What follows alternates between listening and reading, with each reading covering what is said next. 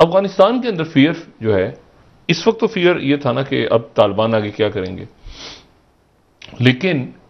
एक और जो फियर है जिसके ऊपर किसी का ध्यान नहीं गया इस पूरे अरसे में, कि इसमें अफगानिस्तान की जंग में फायदा किसने उठाया। एक तो तालिबान आ गए, ठीक है, एक तो ये हुआ, अमेरिका ने फायदा उठाया नहीं, अमेरिका की तो हसीमत हुई। देखिए ना, पूरी दुनिया में उनका एक जो टैका था, और उसके ये अफगानिस्तान के मामलात को भी बोलते कश्मीर में क्या हो, कश्मीर में क्या, वो माली और सोमालिया और यमन और अफ्रीका में और जगह जगह वहां पे जश्न मनाए गए हैं पिछले 4 दिनों के दौरान, जो इंटेलिजेंस एजेंसीज रिपोर्ट कर रही हैं मुख्तलिफ मुल्कों की। अच्छा, तो एक तो है कि अब क्या होगा। अच्छा, लेकिन दूसरा जो मामला है वो ये है कि फायदा कमाया किसने, ये भी तो देखें ना। ये पैसे जो आए तो फिर ये कहीं तो खर्च हुए ना। तो ये बड़ी इंटरेस्टिंग बात है कि फायदा क्या कोई किसी अमेरिकी ने फायदा उठाया,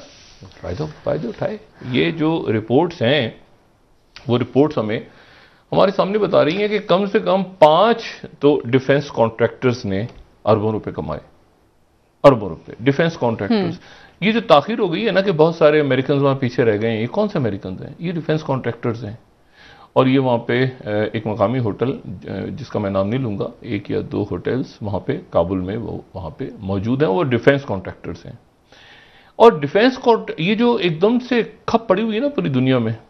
देखिए एक तो जेन्युइन रीजंस हैं कि भाई बच्चियाँ जाती हैं स्कूल में, नहीं जाती, ज़िंदगी दोबारा शुरू होती है, बच्चों की तालीम कैसे होती है, वो मतलब क्या कोई उस तरह की सज़ाएँ तो नहीं दी जाती जैसे पहले दी जाती, जो तालिबान 2.0 का नाम इनको दिया है कि अब जो दूसरे तालिबान हैं वो क्या करेंगे आके। लेकिन एक बात जो है वो, दूसरी बात इंपॉर्टेंट ये है कि इसमें ये अरबों या खरबों डॉलर्स की का एक बिजनेस चला है पिछले 20 सालों के दौरान जी, जिसमें पैसे लेके फतवे तक जारी हुए हैं। मतलब इसमें से डिफेंस कॉन्ट्रैक्टर्स पे ना डालें आप, पैसे लेके फतवे जारी हुए हैं, हजारहा एनजीओज बनी है। उन हजारहा एनजीओज के, ये कैरी लुगर बिल जब आया था तो उसमें यही था ना कि फौज को नहीं जाएंगे पैसे तो सिविलियंस को जाएंगे, तो फिर एनजीओज का एक पूरा जाल बिछ गया था, एनजीओज में पैसे आने शुरू हो गए थे। ठीक है, वो एनजीओज फिर तरक्की पाके पार्लियामेंट में और बड़े बड़े ओहदों पे पहुंच गई। अच्छा, क्योंकि उनकी वह मैंने आपसे कहा ना कि क्योंकि वो ये 20 सालों के अंदर, यानी आप ये देखें कि इस्लाम ऐसे होगा, दूसरे मज़ाहिब इंटरफेथ उसके ऊपर एक बन गया जनाब, पूरा का पूरा धंधा चल रहा है, उसमें करोड़ों रुपया लग गया। उसके बाद जनाब ऐसा है कि मतलब उसमें कुछ, अब आपको अफगानिस्तान को देख के एहसास होगा कि खर्च कहाँ हुआ है, पैसा कहाँ खर्च हुआ है। ये जो अफगान नेशनल आर्मी है, अफगान नेशनल आर्मी के ऊपर फंडिंग कितनी हुई, किसने ट्रेनिंग दी उनको, जो जिसने ट्रेनिंग दी पैसे उसने बना लिए। अब यहां पर ये 4-5 है, मिसाल के तौर पे बोइंग का अगर हम देखेंगे, बोइंग वाले जो हैं, वो बोइंग ने जो है वो प्रॉफिट्स अपने बनाए, क्योंकि वो B-1 बॉम्बर तैयार करते हैं, C-17 कार्गो जेट तैयार करते हैं, V-22 तैयार करते हैं बोइंग वाले, और उसमें F जो 15, 16, 17, 18, 35 ये सारे बोइंग वाले होंगे जहाज हैं। अच्छा, ये जितने भी बोइंग बनाता है। तो अब जनाब 28 तो इन्होंने अभी 1.45 बिलियन डॉलर्स में इन्होंने कुवैत को बेचे हैं, और इन्होंने ये जो बॉम्बिंग शॉमिंग जितनी होती रही हैं, तो उसके बाद उसमें जाहिर है कि इनके बॉम्बर इस्तेमाल हो रहे हैं और इनकी ये फ्लाई कर रहे हैं और आ रहे हैं, और कार्गो जेट्स और ये सारे, तो बोइंग ने बहुत पैसा कमाया है। उसके बाद रेथन जो है उन्होंने बहुत बड़ा इसमें पैसा बनाया है। ये साइबर वॉर, सैटेलाइट सिस्टम, साइबरवेयर, ये सारा का सारा ये रेथन वालों ने बहुत माल बनाया इसमें से। और उसके बाद आप लॉकहीड मार्टिन भी चले जाएं तो लॉकहीड मार्टिन वाले ये ब्लैक हॉक हेलीकॉप्टर्स जो कुछ वहाँ पे बेचे हैं, कुछ जो है वो सारा,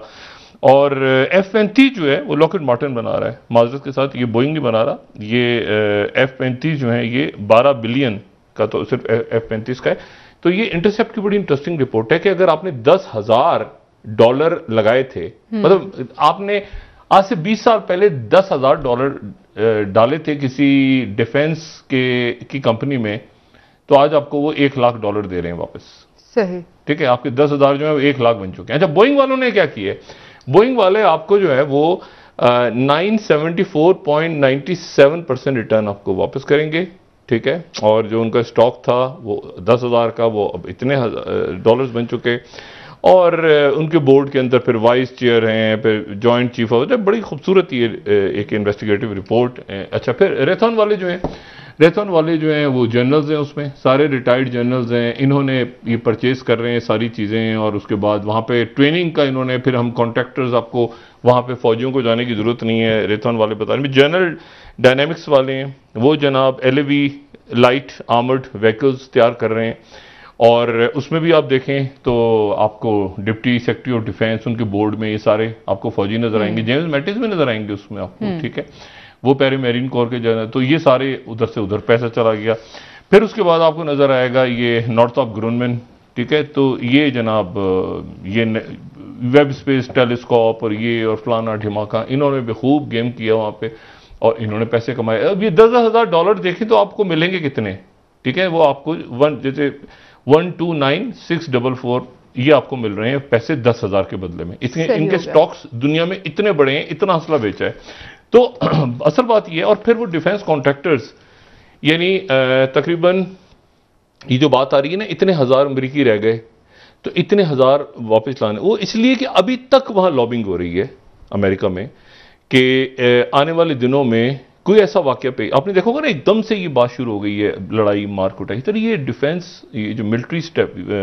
कॉम्प्लेक्स होता है, मिलिट्री इंडस्ट्रियल कॉम्प्लेक्स, ये बड़ा पावरफुल होता है, बहुत पावरफुल है। इसके साथ फिर मुख्तलिफ अदारे, मीडिया और इधर उधर ये खौफ का माहौल बनाते हैं। पहले जंगों से पहले भी माहौल बनाया जाता है। इराक के अंदर जो है वो nuclear weapon of mass destruction एक माहौल बनता है, ठीक है, यहाँ हमला करना, जंग करनी जरूरी हो गई है। उसके बाद वो एक माहौल बनता है, अफगानिस्तान में ये हो रहा है, गलती कर दी, सही किया गलत किया, सही किया गलत किया, एक माहौल, क्योंकि आगे जाके इनका तो धंधा चल रहा है। अच्छा, इनके धंधे में से फिर वो थोड़े छोटे छोटे कतरे जो हैं, फिर वो NGOs को चले जाते हैं, फिर वो मुख्तलिफ जगहों पे शोर शराबा हल्लड़ गुल्लड़ सारी वो उधर चली जाएगी। तो एक माहौल बनता है कि वो माहौल बनेगा तो जंगें होंगी, और जंगें होंगी तो इनका काम चलेगा।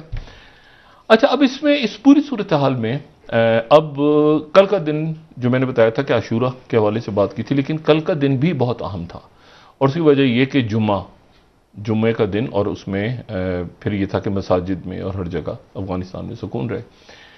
अच्छा, और दूसरी जो बात है वो ये है कि लोगों को अंदेशा है, लोगों को खौफ है इस बात का,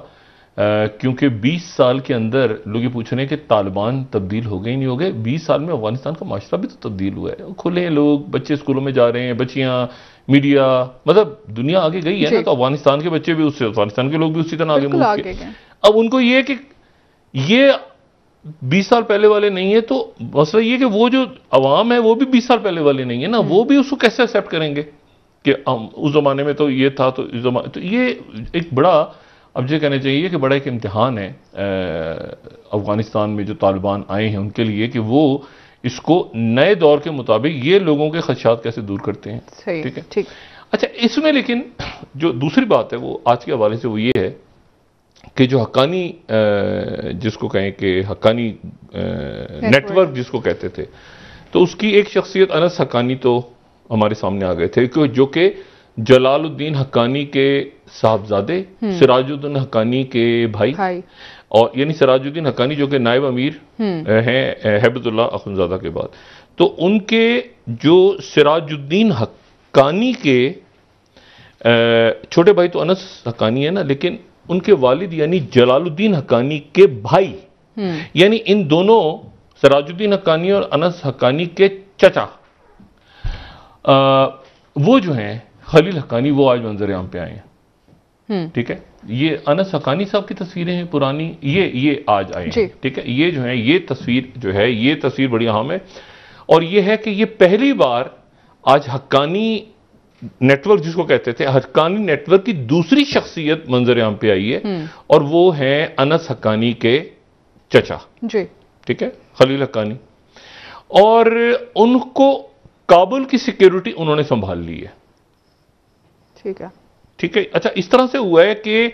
तालिबान ने आर्जी तौर पे, क्योंकि मुल्क तो अभी चल रहा है, अभी मेरे ख्याल से 2, 4, 5 दिन लगेंगे हुकूमत के ऐलान में, क्योंकि उसमें एक फटा पड़ा हुआ है, वो मैं आपको भी बताता हूं हुकूमत के ऐलान में। लेकिन उससे पहले वो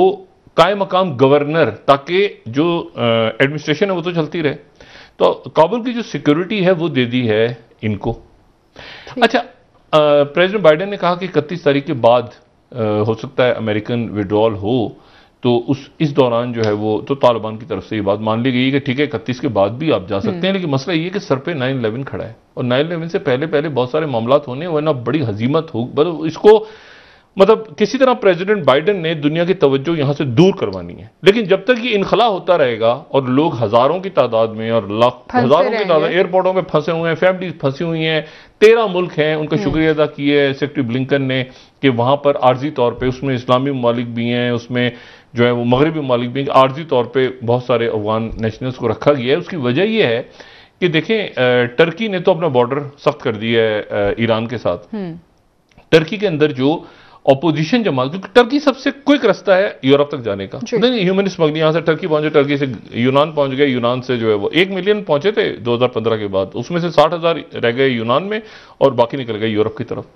जो सीरिया की वॉर के बाद। तो अब टर्की ने तो एक बहुत बड़ा अपना बॉर्डर बना के और उसके दीवारें वगैरह खड़ी कर दी हैं ये इसके साथ, ईरान के बॉर्डर्स के साथ, कि यहां से लोग ना जाएं, टर्की में दाखिल ना हो, और टर्की में दाखिल होकर फिर यूनान ने जो है वो टर्की के बॉर्डर के साथ खड़ी कर दी हैं दीवारें और चेक पोस्ट की यहां पे जो है। लेकिन वो अमेरिका कह रहा है कि तमाम मुल्कों से गुजारिश है कि अपने अपने दरवाजे खोल दें रेफ्यूजीज के लिए। सबसे बड़ा जो क्राइसिस आता है वो यूरोप में आता है, और यूरोप में आता है और उसके अच्छा जो रिजब तैयब एर्दोगान की ऑपोजिशन जमातें हैं वो अपना, यानी वो तमाम का तमाम उन्होंने जो बिल्ड किया है नैरेटिव टर्की में तैयब एर्दोगान के खिलाफ, वो किया है कि यहां पर सीरिया के लोग क्यों आए हैं, यहां पे अफगान क्यों आए हैं, जिसके नतीजे में पिछले दिनों तसादुम भी हुआ मुख्तलिफ शहरों में सीरियंस का और जो मकामी जो तुर्क हैं, तुर्की के रहने वाले हैं, उन्होंने कहा कि इतने सारे लोग क्यों आ रहे हैं हमारे मुल्क में। ठीक है, तो तुर्की की सारे मईशत और बाकी मुल्कों की मईशतें हैं और वो इस काबिल नहीं है दुनिया में आज कि वो हजारों लोगों को अपने आने दें और पनाह दे सकें, और फिर आपको पता भी नहीं कि वो उनकी नाम भी नहीं है, नेशनलिटीज भी नहीं है, आइडेंटिटी भी नहीं है, कोई पेपर्स पीछे रह गए, कोई आगे हैं, कोई पीछे, हर किस्म के उसमें लोग हैं।